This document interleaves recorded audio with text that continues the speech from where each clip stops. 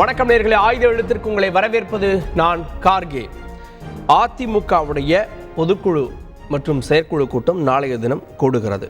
சென்னை வானகரத்தில் இருக்கக்கூடிய திருமண மண்டபத்தில் பிரம்மாண்ட ஏற்பாடுகள் செய்யப்பட்டிருக்கிறது. இந்த பொதுக்குழுவினுடைய முக்கியத்துவம் பொதுச் செயலாளர் ஆன பிறகு வழக்குகளில் உச்சநீதிமன்றம் வரை வெற்றி கண்டு அதன் பிறகு கூடக்கூடிய ஏப்ரல் மாதம் கூடியது, அதன் பிறகு கூடக்கூடிய ஒரு பொதுக்குழு. இந்த சூழலில் தான் அதிமுக பாஜக கூட்டணி முறிவடைந்திருக்கிறது. இந்த முறிவுக்கு பிறகு கூடக்கூடிய ஒரு பொதுக்குழு பூத் கமிட்டி அமைப்பது நிறைவடைந்திருப்பதாக சொல்கிறாங்க. 2 கோடிக்கும் மேற்பட்ட தொண்டர்களை இணைத்திருப்பதாக இந்த பொதுக்குழுவுக்கு முந்தைய முடிவுகள்லாம் சொல்லுகிறது. இந்த ஒரு சூழலில் கூட்டணி பற்றி முடிவெடுக்கப்படுமா அப்படின்ற கேள்விகளும் கூட எழுந்திருக்கிறது. இந்த ஒரு சூழலில் தான் ஓபிஎஸ் என்ன செய்ய போகிறார் அப்படின்னா, ஓபிஎஸ் கடந்த வாரம் தொடங்கிய அதிமுக தொண்டர்கள் உரிமை மீட்பு குழுவினுடைய சார்பில் உரிமை மீட்பு பயணத்தை தொடர்கிறார். அதை அவங்க புரட்சி பயணம் அப்படின்றாங்க. பொதுக்குழு ஒரு புறம், புரட்சி பயணம் ஒரு புறம். இதனால் மாவட்டந்தோறும் சென்று ஒரே நாளில் 2 மாவட்டங்களுக்கு போய் அங்கே பூத் கமிட்டிகளை அமைப்பதை முடுக்கி விடக்கூடிய திட்டங்களை முன்னெடுத்திருக்கிறார் ஓபிஎஸ். நாளைக்கு கோவையில் கொங்கு மண்டலத்தில் தன்னுடைய முதல் பயணத்தை ஓபிஎஸ் தொடங்குகிறார். இந்த ஒரு சூழலில் பாஜக இல்லாத கூட்டணி வெற்றி பெறாது அப்படின்றெல்லாம் ஓபிஎஸ் ஏற்கனவே கூறியிருந்தார். இந்த சூழலில் பாஜக யாருக்கு தேவை அப்படின்ற கேள்விகளும் எழுந்திருக்கிறது. கட்சியை மீட்ட இபிஎஸ் உரிமையை மீட்பாரா ஓபிஎஸ் விவாதிக்கிறோம் சிறப்பு விருந்தினர்களோடு. நம்முடைய ஓபிஎஸ் ஆதரவு நிலைப்பாட்டுடன் கவிஞர் கண்ணன் அவர்கள் இணைந்திருக்கிறார். ஓபிஎஸ் ஆதரவாளர், நிகழ்ச்சிக்கு அவரை வரவேற்கிறேன். அதேபோல் கொங்கு இளைஞர் பேரவையினுடைய முன்னாள் சட்டமன்ற உறுப்பினர் திரு தனியரசு அவர்கள் இணைந்திருக்கிறார், அவரையும் நிகழ்ச்சிக்கு வரவேற்கிறேன். அரசியல் விமர்சகர் திரு கலை அவர்கள் இணைந்திருக்கிறார், அவரையும் நிகழ்ச்சிக்கு வரவேற்கிறேன். வழக்கறிஞர் திரு மணிகண்டன், சேலத்திலிருந்து சேலம் மணிகண்டன், அவரையும் நிகழ்ச்சிக்கு வரவேற்கிறேன். நான் முதல்ல கண்ணன் அவர்கள்ட்ட இருந்து, பயணமெல்லாம் ஒரு புறம் இருக்கட்டும், ஒரு பொதுக்குழு அதுவும் பிரச்சனைகள் எல்லாம் களைந்து ஒரு பொதுக்குழு முழுமையாக கூடுகிறது நாளைய தினம். ஒற்றை தலைமையாய் கூட்டணியை உதறி தள்ளிவிட்ட பிறகு இந்த பொதுக்குழு தேர்தலுக்கு முந்தைய பொதுக்குழுவாக கூடுகிறது. முக்கியத்துவம் பெற்றிருக்கிறது தானே? தரணியெங்கும் தமிழ் பரப்பும் தந்தி தொலைக்காட்சிக்கு வணக்கம்.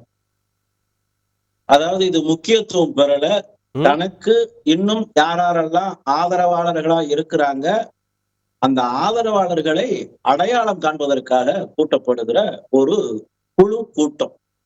இது அதிமுக பொதுக்குழு கூட்டம்னு அவருக்கு சொல்லிக்கிறார். ஆனா அது இன்னும் அப்படி ஒரு முடிவுக்கெல்லாம் இன்னும் வந்துடல. அவர்தான் பொதுச் செயலாளராக நீடித்து நிலைத்து விடுவார் என்பதெல்லாம் உத்தரவாதம் யாரும் கொடுத்துடல. இப்போதைக்கு அவருக்கான ஒரு சந்தர்ப்ப சூழ்நிலை, விபத்தில் வந்த விபரீதமா இப்படி ஒரு சம்பவம் சம்பிரதாயமா நடக்கிறது. இதனால பழனிசாமிக்கு எந்த பிரயோஜனமும் கிடைச்சிட போறதில்லை. இன்னொன்னு, இந்த குழு கூட்டத்தெல்லாம் கூட்டி அவர் எதை சாதிக்க போறாரு? கட்சியை பலப்படுத்திடுவாரா? ஆட்சிக்கு தக்க வச்சிட போறாரா? இல்ல ஆட்சியை பிடிக்கிற அளவிற்கு எம்எல்ஏக்களை பெற்ற போறாரா? இல்ல பிரிந்து கிடக்கிற தொண்டர்கள் எல்லாம் ஒன்றிணைச்சிட போறாரா? பொதுக்குழுல சில முக்கிய தீர்மானங்கள் நிறைவேற்றப்படும், நம்ம எப்படி செயல்படுறோம்ன்றதெல்லாம் பேசப்படும். அதை தாண்டி தொண்டர்கள் மத்தியில ஒரு உற்சாகத்தை ஏற்படுத்துறதுதானே பொதுக்குழு.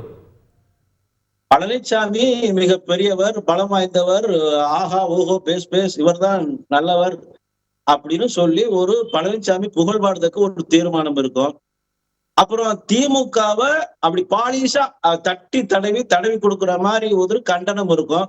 பாஜகவை தொட்டு விடாத அளவிற்கு ஒரு கண்டுகொள்ளாத ஒரு சூழ்நிலை இருக்கும். இது ஒரு சம்பிரதாய கூட்டம், ஒரு சடங்கு. இதை வச்சு எந்த பிரயோஜனமும் யாருக்கு ஏற்பட்டுறாது. பழனிசாமி கூட்டத்தை கூட்டி தாம் பொதுச் செயலாளர்ங்கிறத எல்லாரும் நம்புங்கன்னு சொல்லி நம்மளை நம்ப வைக்கிற ஒரு முயற்சி. ஒரே நிமிஷம், நான் திரு மணிகண்டன் அவர்கிட்ட கேட்டேன், இந்த பொதுக்குழு என்ன சாதிக்க போகிறது? பொதுச் செயலாளர் நான் தான்ற புகழ் பாடுவதற்காக ஒரு பொதுக்குழுவான்னு கேட்கிறார் சார். தந்தி டிவி நேயர்களுக்கு, அருமை நெறியாளர் கார்கே, சக விருந்தினர்களுக்கு, பொய்யா பேசுகிற புலவர் கண்ணனுக்கு, ஓபிஎஸ் அவர்களுடைய ஒரே கடைசி புகலிடமாக திகழ்ந்து கொண்டிருக்கிற நம்ம அண்ணன் தனியரசனுக்கு எல்லாத்துக்கும் என்னுடைய வணக்கங்க. இன்னமாயா அந்த ஊர் இவங்களை நம்பிட்டு இருக்குது. கட்சி கரவேட்டி கட்டினா உள்ள போயிடுவேன், ஏதோ பழைய ஞாபகத்தில் இப்படின்னு ரெட்டை விரலை காமிச்சின்னா உள்ள போயிடுவேன், கட்சி சின்னத்தை பயன்படுத்தினா உள்ள போயிடுவேங்கிற அளவுக்கு எல்லாத்தையும் இழந்து போவோம், வீட்டில் இடிஞ்சு போய் உக்காந்துருக்கிறாரு அந்த பன்னீர்செல்வம். இன்னமும் இந்த கதையை நம்பிட்டு இருக்குது. அதாவது மகாபாரதத்தில் 5 பிள்ளைங்களை பெற்ற இதை பார்த்து காந்தாரி தனக்கு புள்ள பிறக்கலையே அப்படின்னு கல் எடுத்து வயிற்றுல குத்திக்கிட்ட மாதிரி இதே கதைன்னு எத்தனை நாளைக்கு கார்கே இவங்க உருட்ட போறாங்க? கேட்டா உண்மையாலுமே கேட்டு கேட்டு காதெல்லாம் புளிச்சு போச்சுங்க. அப்புறம் நீங்க தலைப்புல ஒண்ணு கொடுத்திருந்தீங்க, கட்சியை மீட்ட எடப்பாடி பழனிசாமி அப்படின்னு. கட்சி என்னங்க சேட்டு கடையில இருந்தது மீட்கிறதுக்கு?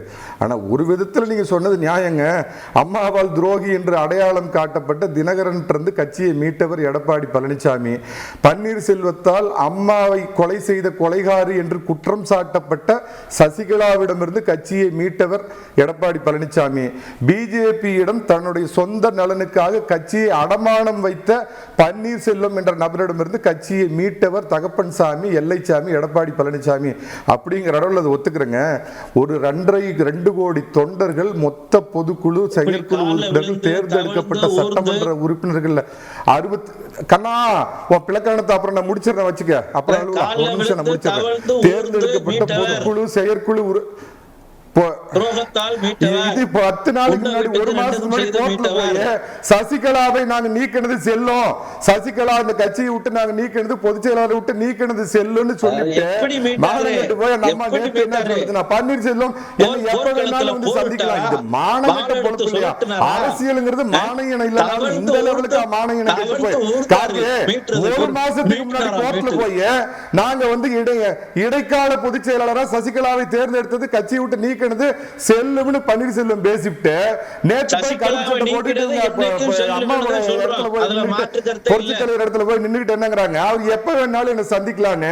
கட்சியிலும் இல்லாத, களத்திலும் இல்லாத, ஆள்பலம் இல்லாத, நிழல் பலம் இல்லாத தமிழக அரசியலே மறக்கடிக்கப்பட்ட பழைய பெருங்காய டப்பா, டப்பா, ஒண்ணுமில்லாத காலி பானை இந்த பன்னீர்செல்வத்தை பத்தி எங்களுக்கு என்னங்க மொத்த சட்டமன்ற இல்ல. ஆனா அவர் வந்து கொடியை பயன்படுத்தக்கூடாது, அவர் வந்து சின்னத்தை பயன்படுத்தக்கூடாது அப்படின்றது பயம்னு பாக்குறாரு.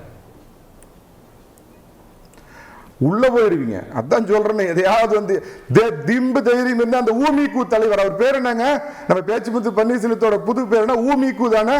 அது என்னது, உரிமை மீட்பு குழுவா? என்ன தேனியில அவரு நிலத்துக்கு பக்கத்து நிலம் உள்ள நிலத்தை உரிமை எடுத்துக்கிட்டான, அந்த உரிமை மீட்க போறாரா? அவரு பாவம் தமிழக அரசியல் இருந்து புதிய நால்வரை யாருன்னு பாத்தீங்கன்னா கொலகாரன், பாலியல்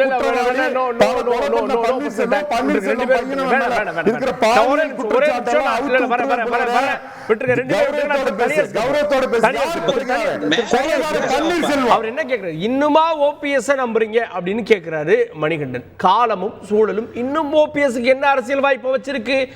அவர் இன்னைக்கு கரை வெட்டி கட்டிட்டு போக முடியாது, கொடியை பயன்படுத்திய கார்ல போக முடியாது. இன்னும் ஓபிஎஸ் மேல என்ன நம்பிக்கைன்னு கேட்கிறாரு. அதிமுக தொண்டர்கள் வந்து எங்க மேல நம்பிக்கை வச்சிருக்கிறாங்க.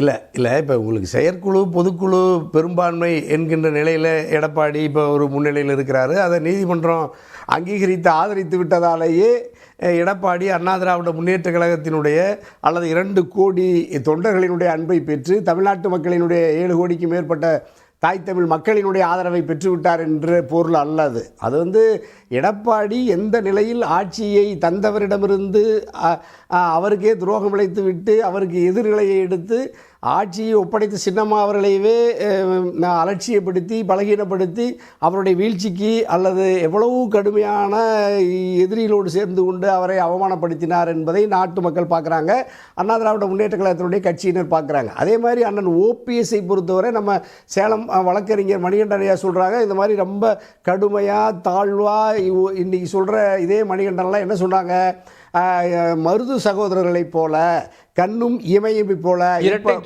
மாதத்துக்கு முன்னாடி வரைக்கும் நீங்கள் இரட்டை துப்பாக்கிகளை போல, இரட்டை மாட்டு வண்டியை போலவனெல்லாம் போற்றி புகழ்ந்து உங்கள் எடப்பாடியும் இதே மணிகண்டனும் அண்ணன் ஓபிஎஸ்ஸினுடைய தயவில் 4.5 ஆண்டு காலம் ஆட்சி அதிகாரத்தை முழுமையாக அனுபவித்துவிட்டு இப்பொழுது மிக தாழ்வாக அண்ணன் ஓபிஎஸ்ஸை 3 முறை முதல்வர் அரியணையை அமர வைத்து புரட்சி தலைவி அம்மா அவர்கள் அழகு பார்த்த 1.5 கோடி தொண்டர்களிலேயே நம்பிக்கைக்குரிய விசுவாசி, தர்மத்தின்பால் பரதனைப் போல அதிகாரத்தை தந்த அண்ணன் ஓபிஎஸ்ஸை தான் அம்மா புரட்சி தலைவி நம்பினார்கள். அப்படிப்பட்ட புரட்சி தலைவி அம்மாவினுடைய பேரன்பை பெற்ற அண்ணன் ஓபிஎஸ்ஸையே மணிகண்டனும் எடப்பாடி போன்றவர்கள் எல்லாம் இவ்வளவு தாழ்வாக சொன்னால் 1.5 கோடி தொண்டர்களும் புரட்சி தலைவி அம்மாவை நேசிப்பவர்கள், புரட்சி தலைவரை நேசிப்பவர்கள், அண்ணா திராவிட முன்னேற்ற கழகத்திற்கு இத்தனை ஆண்டு காலம் வாக்களித்து நேசித்தவர்கள் எல்லாம் எப்படி எடப்பாடி நம்புவாங்க? எப்படி நம்ம மணிகண்டனுடைய வார்த்தையை நம்புவாங்க? ஆகவே எடப்பாடி தோற்கடிக்கப்படுகிறார். முன்னாள் முதலமைச்சர் 3 முறை முதலமைச்சராக இருந்தார், கட்சியினுடைய உச்சபட்ச பதவிகளை எல்லாம் வகித்தவர், அதெல்லாம் மாற்றுக்கிறது. இன்னைக்கு அவர் என்ன, இன்னும் கட்சியில் அவர் என்னவாக இருப்பார், நாளைக்கு எப்படி இருப்பார்னு கேள்வி எழுப்புறார்ல. ஐயா கார்கே ஐயா, உங்களுக்கு தெரியாதது இல்லை, அவருக்கு சரி செய்ய தெரியாது, ஏமாற்ற தெரியாது, துரோகம் செய்ய தெரியாது, குறிப்பாக நம்பிக்கை துரோகம் செய்ய தெரியாது அண்ணன் ஓபிஎஸ்ஸுக்குன்னு நம்ம நாடறிந்த விஷயம்.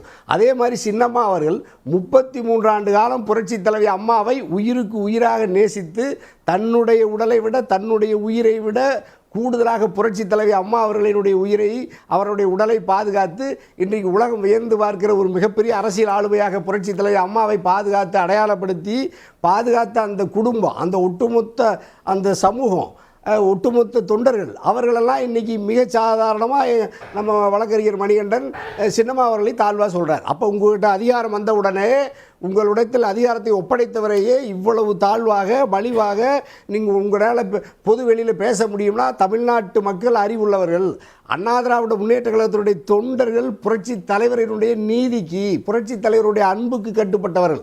அவர்கள் நீதியை தவிர அதிமுக தொண்டர்களுக்கு துரோகம் செய்ய தெரியாது, அண்ணா திராவிட முன்னேற்ற கழகத்தினுடைய பெரும்பாலான நிர்வாகிகளுக்கு ஏமாற்ற தெரியாது.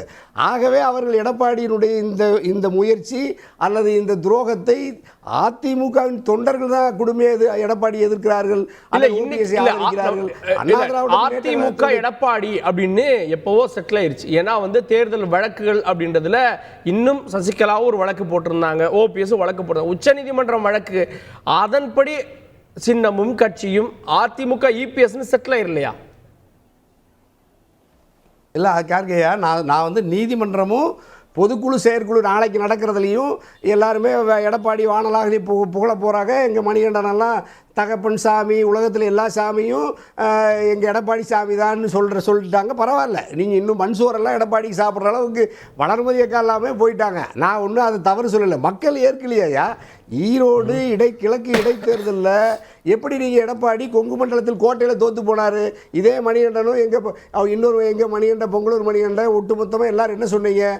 எடப்பாடியை தமிழ்நாட்டு மக்கள் எல்லாம் ஆரத்தி எடுத்து வரவேற்கிறார்கள், கொங்கு மண்டலத்தின் கோட்டை ஈரோட்டில் வெல்ல போகிறத சாதாரண கை சின்னத்திடம், இந்தியா முழுக்க தோற்று வருகிற கை சின்னத்திடத்தில் மிகப்பெரிய 70,000 சுமார் வாக்குகள் வித்தியாசத்தில் எடப்பாடி தோற்று போனார். அப்படின்னா தொண்டர்களும் அதிமுகவுக்கு பரம்பரையாக வாக்களித்த இரட்டை இலக்கி வாக்களித்த வாக்காளர் பெருமக்களும் தமிழ்நாட்டு மக்களும் எடப்பாடியை ஏற்கவில்லை. நான் சொல்கிறேன், நீங்கள் சொல்கிறீங்க 2500 பொதுக்குழு உறுப்பினர்களை, செயற்குழு உறுப்பினர்களை, 65 சட்டமன்ற உறுப்பினர்களை, ஒரு 5-6 நாடாளுமன்ற மக்களவை உறுப்பினர்களை வைத்திருக்கிறார் எடப்பாடி.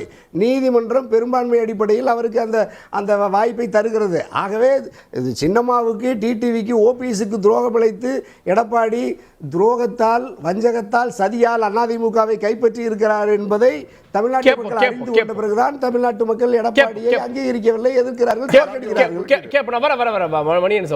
திரு கலை, பொதுக்குழு உறுப்பினர்கள், செயற்குழு உறுப்பினர்கள் இபிஎஸ் பக்கம் தான் இருக்காங்க ஃப்ரம் த டே ஒன்லேருந்து. ஏன் ஓபிஎஸ் வழக்கு அதுக்கப்புறம் பல முறை நீதிமன்றங்களில் அவருக்கு பின்னடைவு ஏற்பட்டதுன்றலாம் பொதுக்குழு உறுப்பினர்களுடைய பெரும்பான்மை இருக்குது. இப்போ அதே உறுப்பினர்கள் மீண்டும் கூட போகிறாங்க, தீர்மானங்களை நிறைவேற்ற போகிறாங்க. இன்னும் சொல்லணும்னா ஒற்றை தலைமையான பிறகு அவருக்கான வரவேற்பு தடபுடலாக இருக்கும். இதை தாண்டி இந்த பொதுக்குழுடைய முக்கியத்துவம் என்ன சாதிச்சிட போது தேர்தல் வருடம்?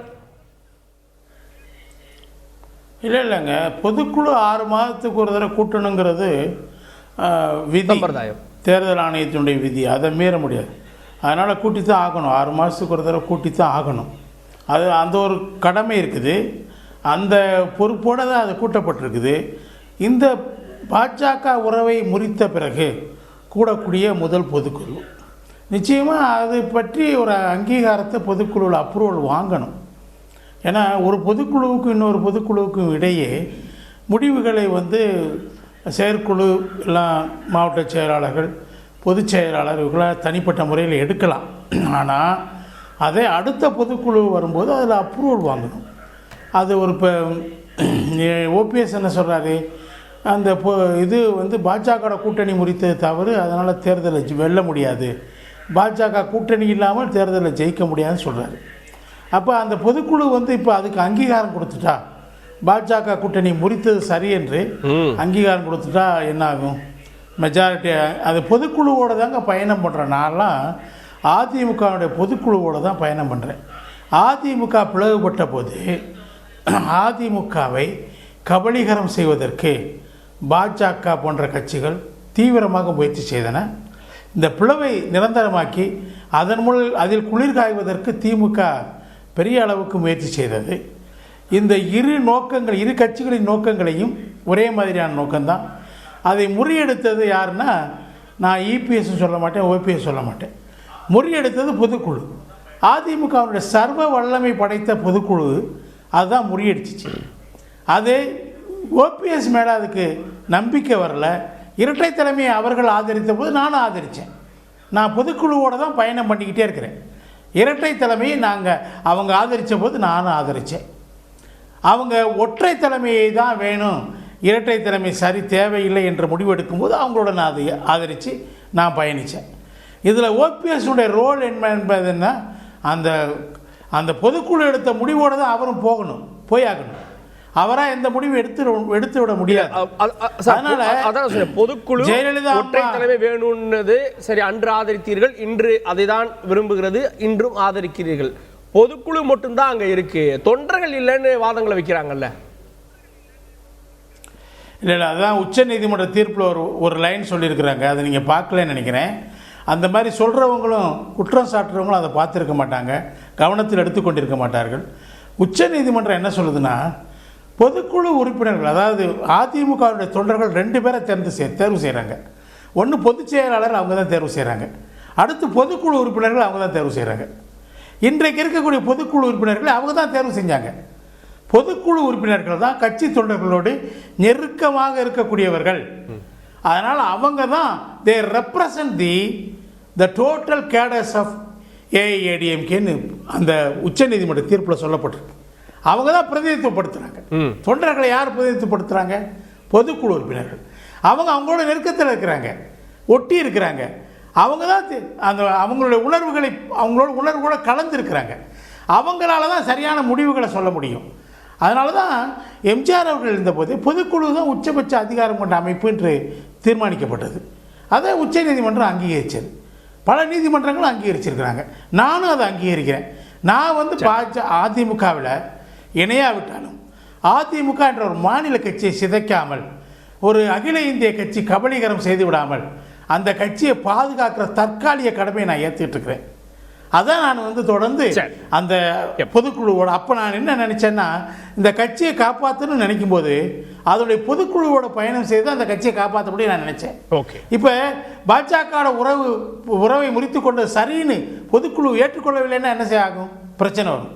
அதே மாதிரி வரக்கூடிய நாடாளுமன்ற தேர்தலில் எப்படிப்பட்ட கூட்டணி நோக்கி அதிமுக நகர வேண்டும் என்ற அந்த பிரச்சனையும் இங்கே கலந்து பேசப்படும் நான் நினைக்கிறேன்.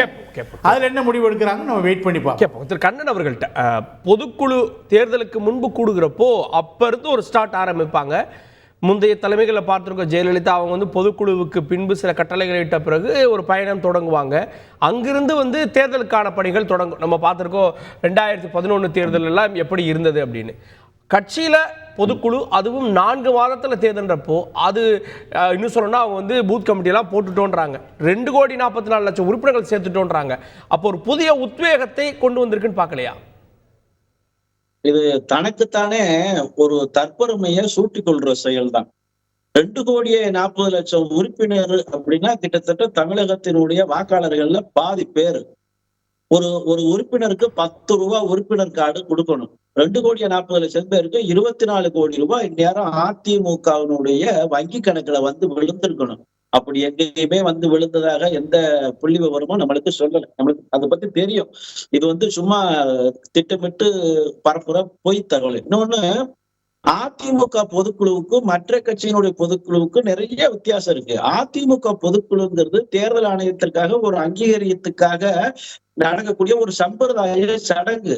அதிமுகவினுடைய பொதுக்குழுக்கு வந்து பொதுச் செயலாளரையோ அதிமுகவுடைய தலைவரையோ தேர்ந்தெடுக்கிறதுக்கான எந்த அதிகாரமும் அதுக்கு இல்லை. தொண்டர்கள் தான் நேரடியா தேர்ந்தெடுக்கணும். இதுக்கு பேர் அப்சல்யூட் டெமோக்ரஸின்னு பேரு. அதிமுகவுல இருக்கிற நிறைய பேசியிருக்கோம். நீங்க நான் உட்பட மணிகண்டன் எல்லாருமே நமக்கு 2 வருஷமா இந்த வழக்கை பேசியிருக்கோம். பொதுக்குழு தற்காலிகமா தேர்வு பண்ணும், அப்புறம் தேர்தல்ல வந்து ஒரே நபரோ 2 நபரோ ஒரு ஓட்டுல தேர்ந்தெடுக்கப்படுவாங்க. அதுதான் முறையா இருந்திருக்கு. இல்ல இது எப்படி தீர்ப்பு வந்துச்சு, அதான் இது எப்படி தீர்ப்பு வந்துச்சு, என்னென்ன மாதிரி நிகழ்வு நடந்துச்சுங்கிறது ஊர் உலகத்துக்கு தெரியற மாதிரி உங்களுக்கும் எனக்குமே நன்றா தெரியும். இந்த இடைக்காலமா வந்த தீர்ப்புகள் எல்லாமே நிரந்தர தீர்ப்புகளா நாமள நம்பல. இதுக்கு நீதிமன்ற தீர்வுகள் நிறைய இருக்கு. அதை நோக்கி நம்ம பயணிக்கிறோம். அந்த பயணத்தை தொடர்ந்துகிட்டே இருக்கிறோம். ஆனால் இந்த பொதுக்குழுவார் அவர் எதை சாதித்து விடுவார்? பொதுக்குழுவுல உலக தலைவர்களே மிகப்பெரிய தலைவர் எடப்பாடி பழனிசாமின்னு சொல்லி வேணா தீர்மானம் போடலாம். ஆனா அதிமுக கட்சியில இருக்கிற தொண்டர்கள் மனங்களையே அவர் வென்றெடுக்கல. அப்புறமா பொதுமக்கள் வந்து இவரை தலைவராகவே ஏற்றுக்கிடல. இவரு எந்த தேர்தலையும் வெற்றி பெறல. எப்படி தலைவர் எப்படி வெற்றி பெற முடியும்? இவர் எப்படி வந்து ஒரே முகத்தை வச்சு தேர்தலில் சாதனை செய்ய முடியும்? ஒரே சிறிய குறுக்கீடு மூடு வாங்கிக்கிறேன். திரு மணிகண்டன், 2,44,00,000 ஒரு பொய் கணக்கு அப்படின்றாரு கண்ணன். அதுக்கு பதில் சொல்லுங்க. கார்கே, இந்த வாழும் பரதன் வாழாத பரதன் விதி சதி மதி இந்த அந்து போன திருவிளையாடல் ஈசுமன் கலர் வசனத்தை கேட்டு கேட்டு காதுல ரத்தம் வருது. சரி, இப்போ ஆரம்பிச்சிருக்கிறார ஊமிக்கு தலைவர் பன்னீர்செல்வம், பேச்சுமுத்து பன்னீர்செல்வம் ஆரம்பிச்சிருக்கிறார. சேர்த்திருக்கிற 2.5 கோடி தொண்டர்கள் பொய்னா அம்மா காலத்திலேயே 1.5 கோடி தொண்டர்கள் இருந்தாங்க அப்படின்னு பொய் சொல்லணும் அப்படின்னு சொல்ல வர்றாரு அவரு. அம்மா காலத்தில் எப்படி உள்ளது உள்ளபடி சேர்த்தனமோ அதே மாதிரி 3ஆம் கட்ட தலைவர் எடப்பாடி பழனிசாமி காலத்தில் அது 2.5 கோடியா இன்னைக்கு உயர்ந்து இருக்குது. அதிமுக வங்கி கணக்குக்கு எவ்வளவு காசு வருதுன்னு கண்ணா உங்ககிட்ட எப்படிப்பா சொல்ல முடியும்? கட்சியில இருந்து தூக்கி எறியப்பட்டவங்க அந்த பேச்சு முத்து பின்னாடி நின்று 4 பேர்ல 5வது கணக்கு வரும். எப்படி பணம் வந்து சேர்க்கிறது எனக்கு தெரியும்ப்பா. உன்னை விட அதிமுக என்ன நடக்குது எனக்கு தெரியும். அப்பா உரிமை மீட்பு குழு தலைவா, ஒரு நிமிஷம் நான் முடிச்சிடுறேன். 2019 நடந்த நாடாளுமன்ற தேர்தலில் அதிமுக பாஜக கூட்டணி பல லட்சக்கணக்கான ஓட்டுல தோத்து போச்சு. ஆனா 2021 உங்களுக்கு எடப்பாடி பழனிசாமி வேண்டுமா மு.க. ஸ்டாலின் வேணுமான்னு கேட்டப்ப வடநாட்டு புரோகிதரை கூட்டிட்டு வந்து 385 கோடி ரூபாய் திமுக செலவு பண்ணி கூட பாத்தீங்க அப்படின்னா வெறும் 2.5% ஓட்டு வித்தியாசத்துல தான் அதிமுக தோத்து போச்சு. அதே மாதிரி அண்ணன் தனியரசன் ஒரே கடைசி புகலிடம் பன்னீர்செல்வத்தின் வாழும் கடைசி புகலிடம் சொல்றாரு. ஈரோட்ல என்னங்கயா ஓட்டு வாங்கினீங்க? ஐயா, ஈரோட்ல அந்த ஒண்ணுமில்லாத கையை பின்னாடி இருந்து திமுக வந்து லட்சமா ஒவ்வொரு வீட்டுக்கு கொடுத்து 30,000 40,000 50,000 பண சுனாமி மலை அடிச்சுத. அதை மீறி அதிமுக அம்மா காலத்திலேயே டெபாசிட் போயிருக்குது. அதிமுக கொடுத்ததுன்னு சொல்லுங்க. யாரையாவது சொல்ல சொல்லுங்க, தனியார் சொல்ல சொல்லுங்க, இல்ல கண்ணனை சொல்ல சொல்லுங்க, பணம் கொடுத்தான்னு சொல்ல சொல்லுங்க. அம்மா காலத்திலேயே பெண்ணகரத்தில் டெபாசிட் போயிருக்குது. புரட்சி தலைவர் காலத்தில் நாடாளுமன்ற தேர்தல் சப்பாத்திக்குள்ள காசு 500 ரூபாய் சொருவி கொடுத்து ஆளு கூட்டியும் யாரும் வரல. நீ பாவம் பேசுறீங்க. புரட்சி தலைவர் காலத்திலே நாடாளுமன்ற தேர்தலில் தோற்று 2024 தேர்தல்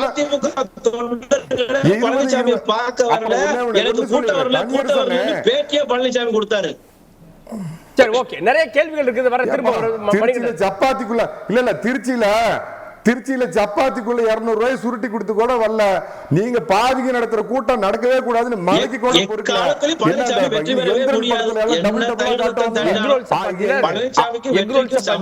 முடிச்சிடுறியா? ஆர்டிபிஷியல் கார்கே புது டெக்னாலஜி வந்திருக்கு. ஆர்டிபிஷியல் இன்டெலிஜென்ஸ் வந்திருக்கு. அந்த மாதிரி இந்த 4 பேர் பழக்கட்சி ராமச்சந்திரன் ஒண்ணு, வைத்தி ஒண்ணு, மனோஜ் பாண்டிய ஒண்ணு, அண்ணன் பன்னீர்செல்வம் 4 பேர் சேர்ந்து நடக்கிறப்ப கூட்டம் வரதுக்கு என்ன பண்ணணும்? ஆர்டிபிஷியல் இன்டெலிஜென்ஸ் பயன்படுத்தி கூட லட்சக்கணக்கான பேர் போற மாதிரி அரசியல் அவரை பத்தி பேசி தனியரசு அவர்கள்ட்ட தொண்டர்களுடைய எண்ணிக்கையை உயர்த்தி இருக்கிறார். அதை தாண்டி இன்னைக்கு வந்து கூட்டணி யார் வேணான்னு முடிவு பண்ண வேண்டிய இடத்திற்கு, பாஜக வேணாம் அப்படின்னு உதரக்கூடிய இடத்திற்கு அதிமுக வந்திருக்குன்னா அது இபிஎஸ் உடைய தலைமைக்கு பிறகு தானே? இல்லையா, இப்போ பாரதிய ஜனதா கட்சியோடு அண்ணா திராவிட முன்னேற்ற கழகம் எடப்பாடியுடைய அதிமுக எதற்காக வெளியேறியதுங்கிறது இன்றைக்கி வரைக்கும் எடப்பாடி சொன்னாரா? ஆட்சி அதிகாரத்தை கைப்பற்றுவதற்கும் அண்ணா திராவிட முன்னேற்ற கழகத்தில் அதனுடைய நகமும் சதையுமாக இருந்து புரட்சித் தலைவி அம்மா அவர்களுடைய நிழலாக இருந்தவர்களை எல்லாம் வெளியேற்றிவிட்டு 5வது 6வது இடத்தில் எங்கேயோ காணாமல் இருந்த ஒரு எடப்பாடியை அந்த பொறுப்புக்கு வருவதற்கு துணையாக இருந்தது பின்னணியில் பாஜக. மோடி அமித்ஷா ஐயாவுடைய ஆதரவு இல்லாமல் எடப்பாடி இவ்வளவு நாள் ஆட்சி அதிகாரத்தில் இருக்க முடியுமா? அதிமுகவை கைப்பற்றி இருக்க முடியுமா? ஆனால் அப்படிப்பட்ட பாஜகவுக்கும் துரோகத்தை செய்த எடப்பாடி, அது மட்டுமல்ல தொண்டர்களுக்கு தந்த அதிகாரத்தை, புரட்சி தலைவர் நிறுவனர் தொண்டர்களுக்கு தன்னுடைய தலைவனை தேர்ந்தெடுக்கிற அதிகாரத்தையும் பறித்து கொண்ட எடப்பாடி.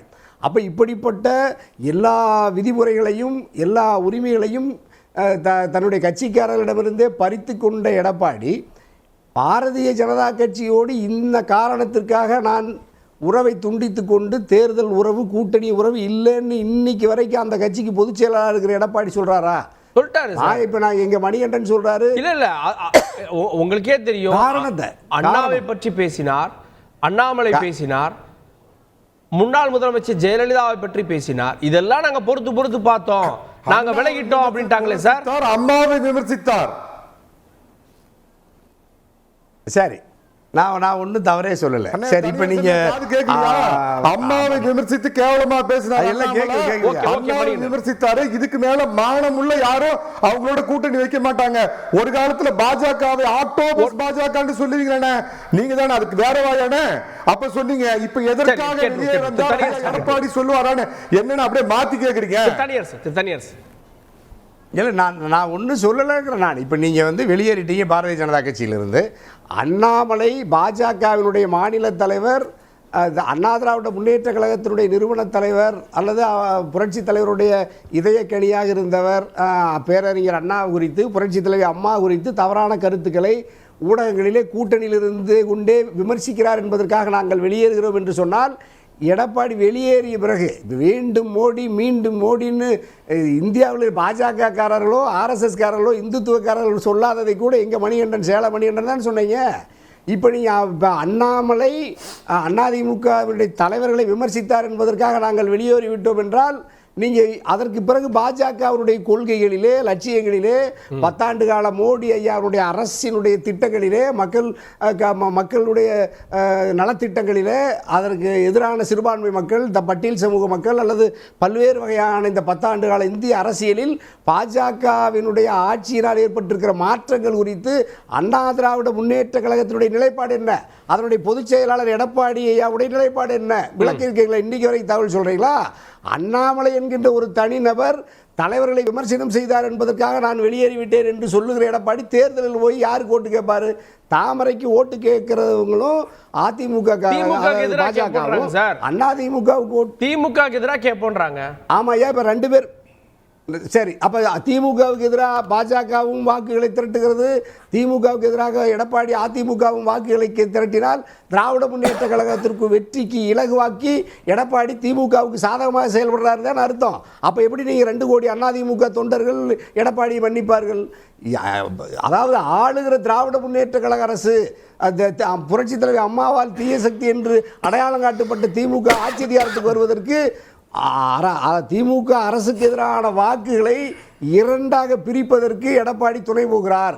அதற்கு திட்டமிட்டே அண்ணாமலையும் துணை போயிருக்கிறார்.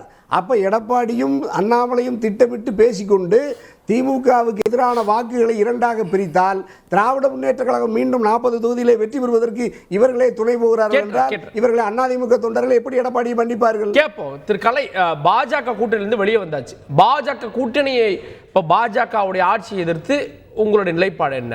இப்போ நாளைக்கு கண்டன தீர்மானங்கள் இருக்கும். ஆட்சியை எதிர்த்து உங்களுக்கு எதிர்கட்சியான திமுகவை எதிர்த்து இருக்கும், பாஜகவை எதிர்த்து இருக்குமா? மத்திய அரசு பாஜக தமிழ்நாட்டில் இல்லாத கட்சி, பாஜக தமிழ்நாட்டில் இல்லாத கட்சி, அதை எதுக்குங்க எதிர்த்து அவங்களுக்கு பேரை உண்டாக்கணும்? அவங்கள பற்றி ஏன் பேசணும்? திமுக தான் திமுகவுக்கு களத்தில் போராட்டம் என்பது திமுகவுக்கு அதிமுக கடையில் முடிச்சிடறேன் இருங்க. திமுகவுக்கு அதிமுக கடையில் தான் நடக்குது.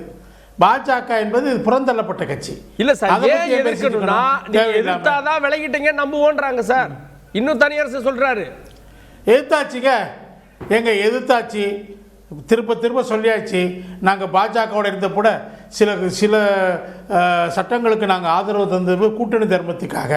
அந்த கட்சி ஆட்சி ராஜ்யசபாவில் மெஜாரிட்டி இழந்து அது ஆட்சி போயிடக்கூடாது என்பதற்காக, அதுக்காக தான் நாங்கள் செஞ்சோம்.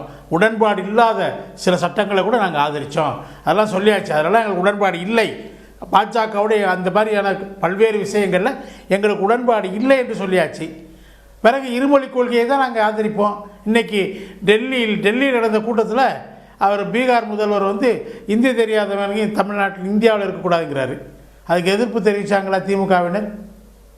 அப்போ அந்த எல்லாத்தையும் விட்டுட்டு அங்கே போயிருக்கிறாங்க. அப்படி இல்லை, அதிமுக உறுதிப்பட சொல்லியாச்சு.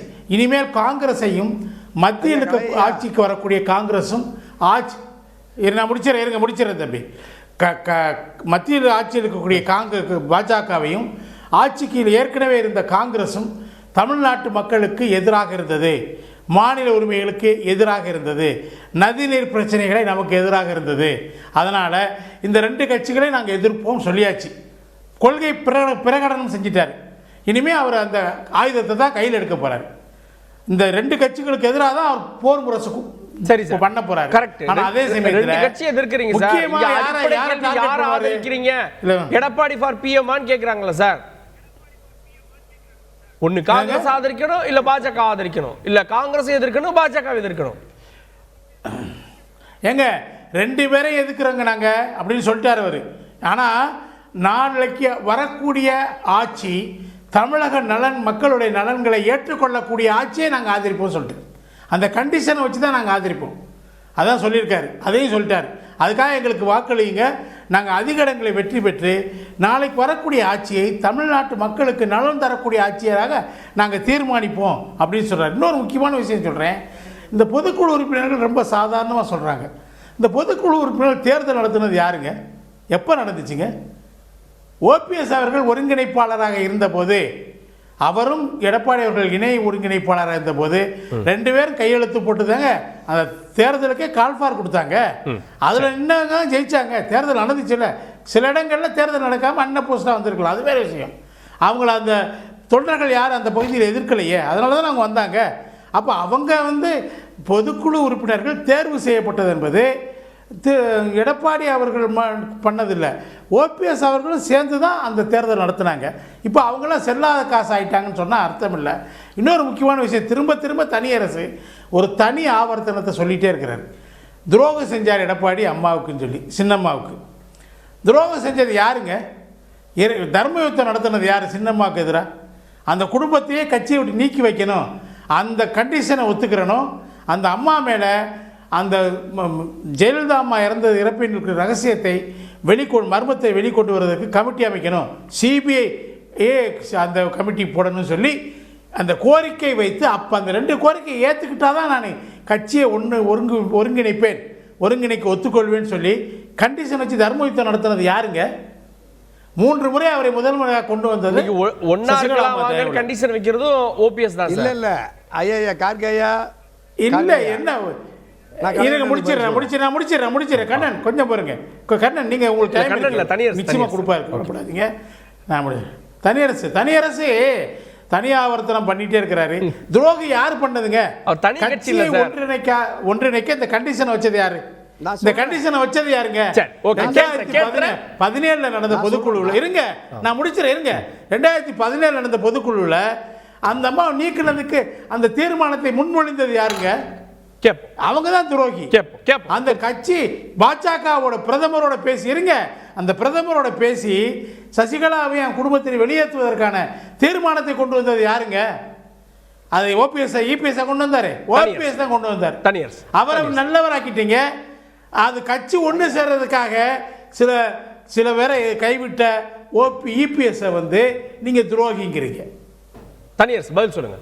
துரோகிகளை நீங்க தியாகிங்கிறீங்க. இல்ல இல்லை இப்போ ஒரு மூத்த அரசியலாளர் கலையண்ணன் பச்சையாக எடப்பாடியை புனிதரை போல ஒரு மக்கள் மத்தியில் தோற்றத்தை உருவாக்குறதுக்கு முயற்சிக்கிறார். நான் அதை அதில் நாட்டு மக்களுக்கு தெரியும். அதாவது அண்ணன் ஓபிஎஸ் நடத்தியது தர்ம யுத்தம், இன்னைக்கு துரோகம் அல்லது. அவர் எதிர்த்தார், நான் இல்லைன்னு சொல்கிறேன்னா இல்லை ஓபிஎஸ் இல்லைன்னு சொல்கிறாரா, எங்கள் கண்ணன் இல்லைன்னு சொல்கிறாரா? அவர் தர்ம யுத்தத்தை நடத்தினார்.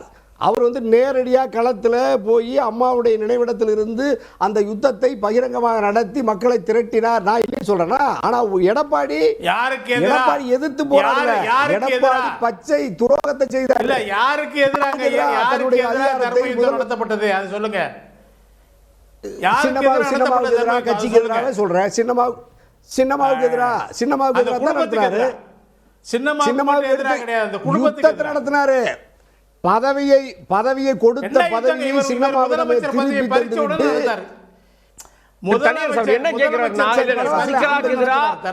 சசிகலாக்கு எதிராக போர்க்கொடி தூக்குனா ஓபிஎஸ் தர்ம யுத்தனா எங்கன்றீங்க, அதே சசிகலா வேண்டான்னு ஒதுக்கி வச்சா இபிஎஸ் துரோகின்றீங்க. என்ன கேள்வி சார் இது? ஐயா கார்கே ஐயா, அவர் நடத்துனது நேரடியாக எதிர்த்து போரிட்டு சண்டையிட்டு எதிரியை வீழ்த்துறாரு. ஆனால் எடப்பாடி பச்சை துரோகத்தை, பதவியை சின்னமா பதவி தந்தாங்கன்னா அண்ணன் ஓபிஎஸ் பதவி திருப்பி தந்துட்டு யுத்தத்தை நடத்தினாரு. ஆனால் எடப்பாடி சின்னமா கொடுத்த பதவியை சின்னமா கிட்ட ஒப்படைச்சிட்டு யுத்தத்தை நடத்தினாரா? அதுதான் இப்ப சிக்கல். இப்ப துரோகம்னா என்ன? ஏன் கலையண்ணனுக்கு வலிக்குது? அந்த அம்மா பறிச்சு எங்க அந்த குடும்பத்தினர் தன்னை மிரட்டி அடிக்கலாம்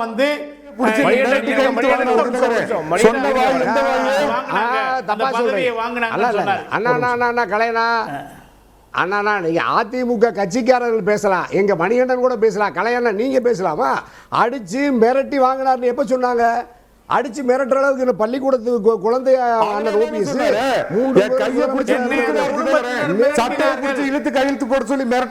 குடும்பத்தினர் மிரட்டினார்கள் என்று ஓபிஎஸ் தர்ம யுத்தத்தின் போது சொன்னாரு. சொல்லலேன்னு சொல்லுங்க நீங்க.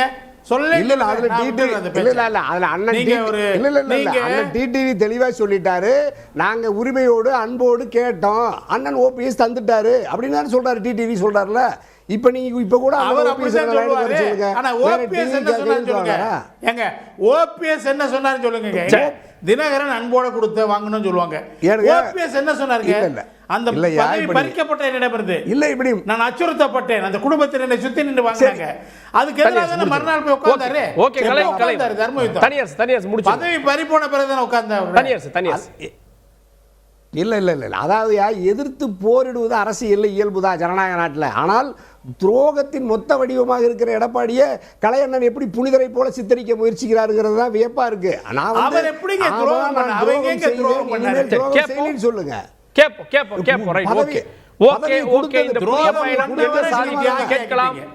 கண்ணன் அவர்கள்ட்ட எதை மீட்க போகிறார் ஓபிஎஸ்?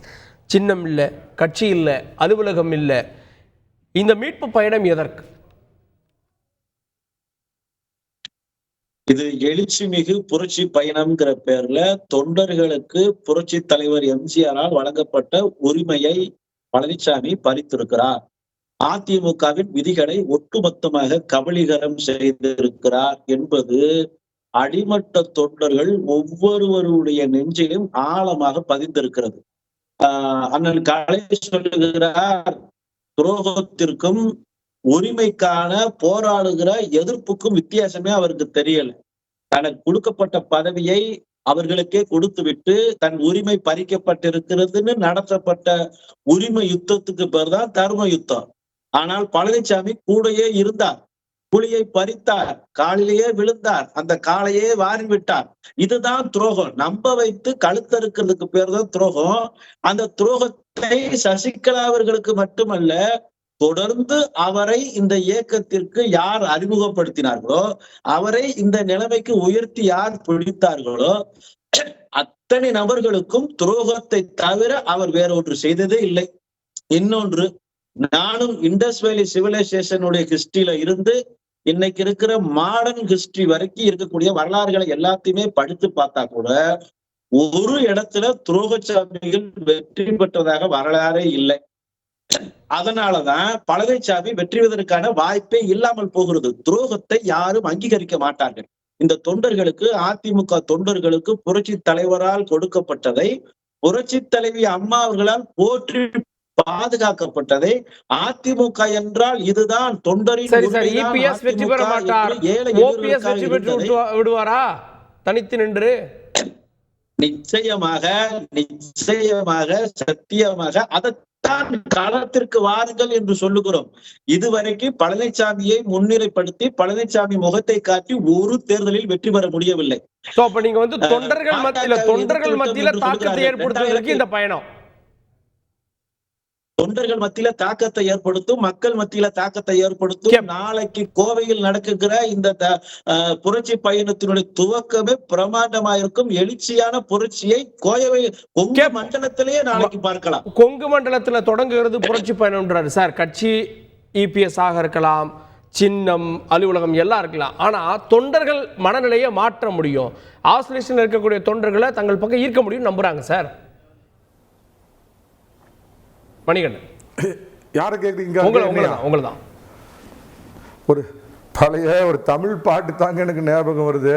வானம் இல்லை நூலும் இல்லை வானில் பட்டம் விடுவேனா அப்படின்னு ஒரு பழைய பாட்டு வருங்க. அந்த மாதிரி அவரை பார்த்தா, புலவரை பார்த்தா எனக்கு பரிதாபமா இருக்குதுங்க.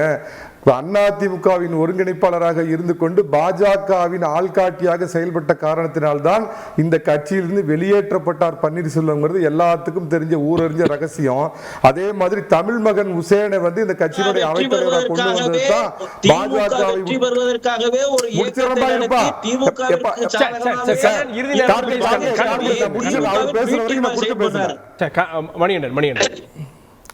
அதே மாதிரிங்க ஓபிஎஸ் வெளியேற்றத்துக்கு காரணமே பாஜகவினுடைய கைகாலா செயல்பட்டாருங்கிறது முதல் காரணம்.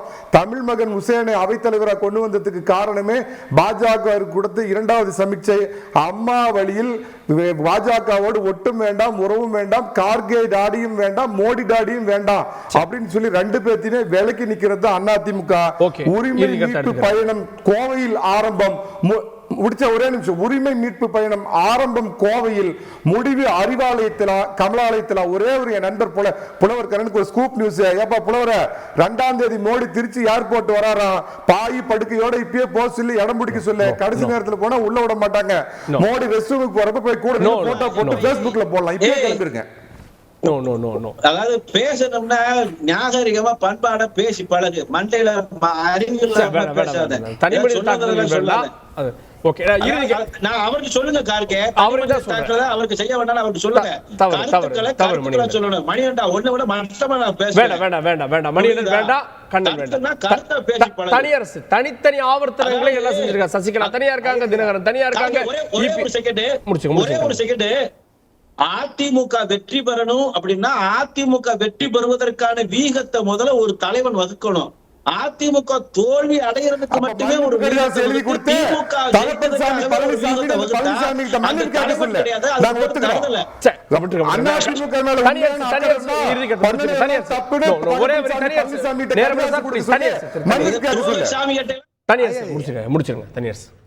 இல்லை ஐயா கார்கேயா, இப்போ இப்போ அண்ணா திராவிட முன்னேற்ற கழகத்தின் வெற்றிக்காக உழைத்த தனியரசு, அண்ணா திராவிட முன்னேற்ற கழகத்தின் வெற்றிக்காக உழைத்த நம்ம கவிஞர் கண்ணன், அதிமுக வெற்றிக்காக உழைத்த மணிகண்டன், இப்போ கலையண்ணன், எல்லாம் நாங்கள் 4 பேருமே அதிமுகவில் இருக்கக்கூடிய சிக்கல் குறித்து இப்படி ஒரு விமர்சனத்தை பொது வெளியில் வைக்கிற பொழுது எப்படி மக்கள் இந்த கட்சியை ஏற்று நம்பி வாக்களிப்பாங்க?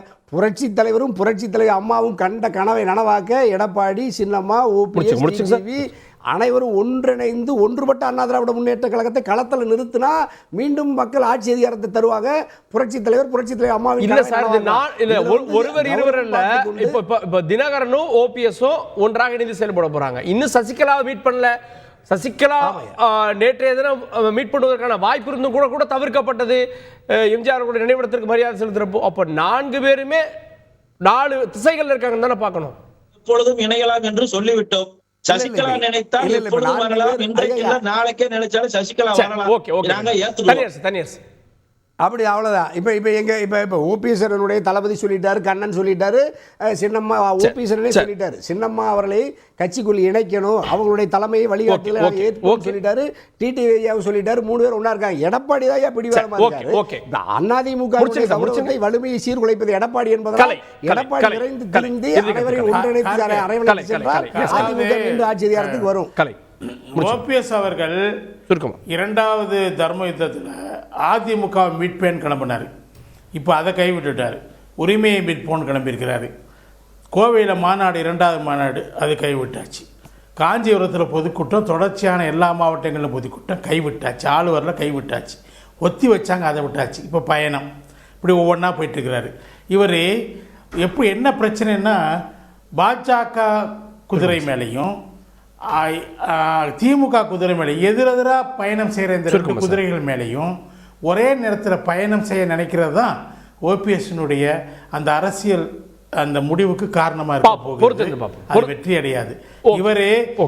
இவர் என்ன தெரியுமா, துரோகம் ஒன்றே முடிச்சு. இவர் 2017 சசிகலா அம்மாவை நீக்கினது சரி என்று நீதிமன்றத்தில் இவர் சாட்சியம் சொல்லியிருக்காரு. சரி, ஓகே. நம்ம இந்த வழக்கல் பற்றி பேசியிருக்கோம். அதிமுக விவகாரத்தில் இப்போ நாளைக்கு அதிமுக பொதுக்குழு ஒருபுறம் கொடுக்கிறது. ஓபிஎஸ் உரிமை மீட்பு பயணத்தை தொடங்க இருக்கிறார். எங்கே இப்போ கூட்டம் இருக்கின்றதை வச்சு அடுத்த வாதம் கிளம்ப போகிறதான்ற அடுத்த வாதத்துக்கான பேசு பொருளாக அமைய போகிறதான்றதை பொறுத்து பார்க்கலாம். வாதத்தில் போகிற சிறப்பு அனைவருக்கும் நன்றி. பார்த்தவங்களுக்கும் நன்றி நேயர்களே. தொடர்ந்து தந்தி தொலைக்காட்சி விட